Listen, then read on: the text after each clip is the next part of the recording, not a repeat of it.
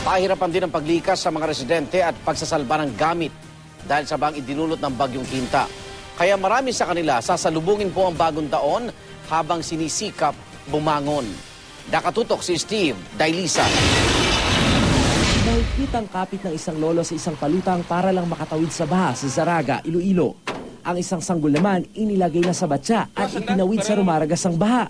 Pinasa naman ng isang lalaki ang isang bata habang dahan-dahang pinatawid ang hanggang bewang na baha para marating ang isang truck na maglilikas sa kanila. Sa Cabatuan, Iloilo, isinakay naman sa bulldozer ang mga binaha. Halos ganito rin ang eksena sa Putotan.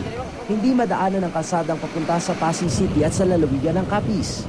Ang ilang residente halos walang naisalbang gamit. Si Eddie pilit daw na isinalba ang kanyang makinang panahe. Pinauna ko lang nagpan para ka Mahigit maningagaw ang iban. mahigit.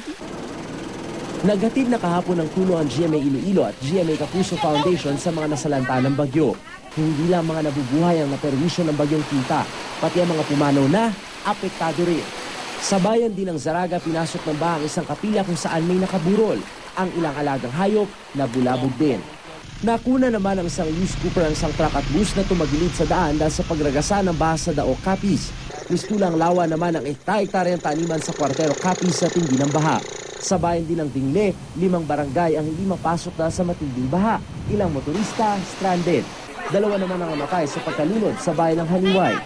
13 barangay roon ang lubog sa baha. Humupa na raw ito ngayon at nakauwi na ang mga lumikas na residente. Pero ang ilang lugar sa Dumangas, lubog pa rin sa baha.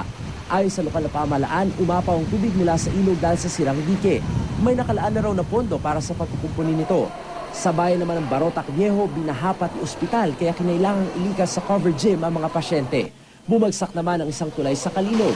Bumigay raw mga pundasyon nito dahil sa lakas ng agos sa ilog kasunod ng pagbuhos ng ulan. Steve Dailisa, Nakatutok, 24 Oras.